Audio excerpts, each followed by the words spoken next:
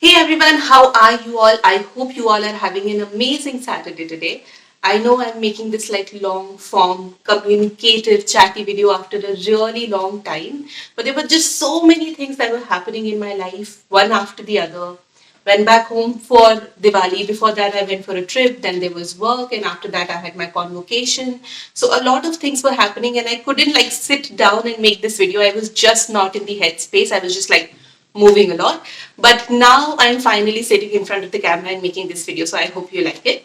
Today we are going to talk about not being the most pretty or like the most attractive person, or especially a woman in a room full of women or in a room full of people, and still be okay with it, and the emotions and the feelings that you go through with the expectation that you might just be okay. So it's a weird topic, and then if you don't have this as a priority, that getting compliments and dressing up and being the most attractive and being hailed as this most attractive person, then you are already in a very healthy space. But I think a lot of us women go through this like circle, or go through this cycle of believing that we are so pretty, and when we go and like meet like a bunch of other women, or we are sitting in a group setting, when a more attractive person walks in, or specifically, I can only talk for my own gender because being a woman is what I have experienced. When a prettier woman or the more attractive woman walks by, then you feel a little bit insecure. And I don't know, this is not conscious, this is not something that you deliberate upon and you try and you actually want to do it. It's just happen, and it's human tendency. Now, another thing is, it's one thing to have human tendency, and another thing is to just like try to fight it and be rational about it and just come to terms with it. And the second thing is what we're going to try to do here. Now, let's just start with the fact that how does this expectations comes even in a mind, like where does this stem from? I think it stems from the fact that social media, mainstream media, and all the other books and everything, wherever there is a lead actress, or wherever there is a female protagonist, for example, any story that you write, either her beauty is one of the main characteristics that people focus on, whether it's Suraj Bhattacharya's movies or Yash Chopra's movie or anything. She's just moving in slow motion, no matter how like middle class background she comes from, she still has this like perfect blow dried hair. Of course, it's far from reality, and we know that it's far from reality. But her beauty is something that is first thing that people talk about. Then they talk about, okay, how earnest she is, how beautiful from inside she is, or how hardworking she is, etc., etc. But actress hai to beauty sabse pehle we talk about. The second thing is, even if she is not beautiful, in case she is average looking, then that becomes a plot point. Like it happens with Amrita Rao's sister in Vivah, or I was watching Mismatch. So Prajakta Kohli's character is also based on her looks. So it's either looks or lack thereof, and that's why we start associating ourselves with looks. That okay, if I am a woman and I enter a room, so the first thing that people are going to notice about me is my looks. Now it may or may not be true, but this is something that we have been spoon fed. Now this is one idea, like this is the mainstream media, Bollywood, etc. Second thing is of course social media. We go through like these like scroll through Instagram reels, post stories, and we see these like perfectly sized, very quote unquote conventionally beautiful women with perfect hair, perfect body, perfect. And I'm only saying perfect is perfect in the sense of what social media has dictated what perfect is. And then we look at our bodies and we are like, especially me, let me just talk about me. I see that I have gained weight, or I see that right now my hair is straight. My hair normally is very curly and frizzy and all of that. I see myself and I'm like, oh my, I might have a chubby face, or my eyes are probably way too big, or I don't have longer nails at the moment, or if my skin is getting dry, or all of those things which are completely normal human being things to happen, but still it becomes very difficult to come to terms with it. And it becomes extremely difficult to disassociate your self-esteem and self-confidence from that fact. So the idea is, if because the compliments that we get, or there's so much chatter about our own beauty and physical appearance, we as women, and at least me, I feel that if I am the most attractive woman in the room, or if I'm one of the most, or if I'm somebody that people can consider beautiful or attractive at least, then I will have respect. Then people will have time to look at my other qualities.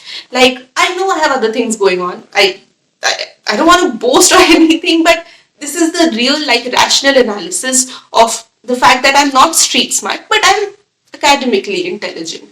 I am not a very graceful dancer, but I am very articulate. I might not be the thinnest person you see, but I am very hardworking and I'm easy to gel with, and etc. etc. So I have this pros and cons list, and every pro and con has one number, but the overall attractiveness or the overall physical attractiveness of your, like, persona has like five numbers in that pro and con list, and that sucks. I don't want to be this person. And I feel like for women to carry this burden around and to be this, to try to be this person is very, very difficult. And it happens with women every age. A 5-year old uh, girl also wants to be called pretty before she's called intelligent, before she's called smart, before she's called earnest. As soon as we develop, as soon as we hit the puberty, we start comparing our bodies with the developing bodies of other girls. And even if we have gotten a periods on the same right time, even if we are completely healthy, completely normal, we are like, oh, her body is developing more than I do, or maybe I am developing more than the normal girls, and they're making sort of fun of me, and people are looking at me. So everyone is conscious because they're constantly comparing their bodies with other bodies. Now, both the bodies are normal and perfect at their own space and time, but that realization hits us years later. Even after teenage, when you become an adult, you start dating, you come to your 20s, all of these phases, you're like, oh, is this boy finding me attractive or not? Oh, are fellow girls intimidated on me, or they make fun of me behind my back? Now this is very far-fetched. Nobody has any time, any space, any wavelength to think about what you look like. They might look at you, and if you're looking good one day, they might be like, okay, great, you look great. Or if you need to fix your hair, they just fix your hair. That's it. But nobody has like mental bandwidth to think about how you look like, right?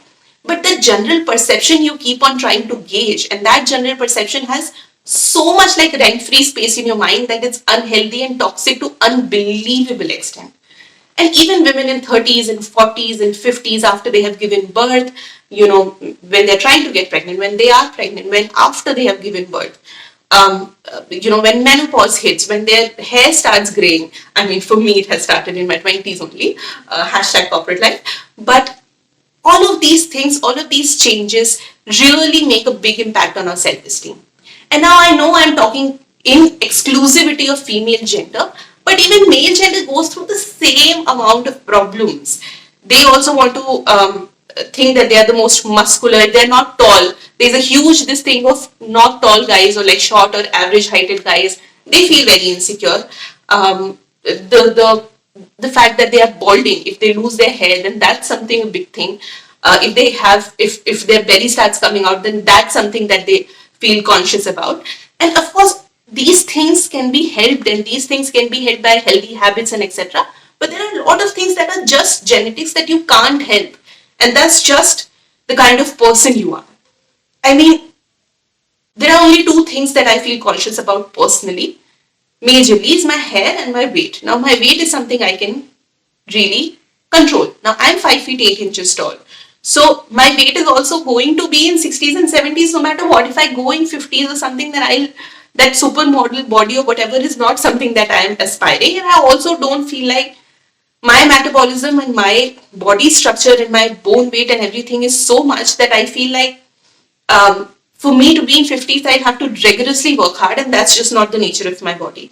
So, I'm going to be in the 60 and 70 range, which is fine, but I'd rather want to be healthy, and this is something in my hand. And to come to terms with the fact that I'd rather be healthy and not thin per se is a very difficult realization to come to.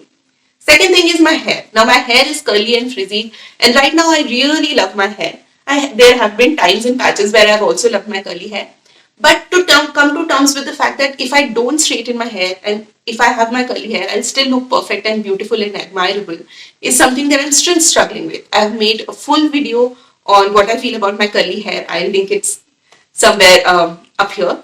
But yeah, this is the journey that we all go through. So all the girls and women and even baby girls who are like going through all of this, let me tell you, there is a cruel world out there, which is mainstream media, social media, Bollywood. I mean, screw this. Even our friends and relatives that are there to get you, that are there to feed out of your insecurities. If a pados ki auntie tells you that you are not beautiful enough, unke man mein there is a restoration that my daughter is more beautiful than the girl who lives next door. So every insecurity, everyone who's trying to project an insecurity over you, I've even made a video on how beauty parlors like project insecurities of women. I'll also link that up here somewhere. Even these people are just trying to feed off your insecurity and try to make money. So it is okay. Your physical appearance needs to be, yes, you need to dress up in a certain way, not because you are a woman, but because every strategy, every place has a different kind of dress code, and you just need to adhere to that. And that is it. If you are not the most attractive person, or you're not someone that people know for their looks, then just let them go. It's okay. I'm sure you have so many more things going on that are in your hand. Your genetics are something that you can only, your looks depend so much on your genetics that you can only alter it and control it to a certain extent. So let this go. I know I'm preaching, but even I am not there yet. But we need to let it go, and we need to focus on rather being intelligent and articulate and kind-hearted, and someone that people can come up to, and someone that people can gel with, and resourceful and brave and honest. And these things are in your control. It is time that we as women also to just fix a relationship with a gender as well. Try doing this exercise. Try looking at women, or fellow women, beyond their looks. If someone is more attractive than you, that's okay. You can still love them and you can still be their friends. True queens fix each other's crowns, not let their crowns down.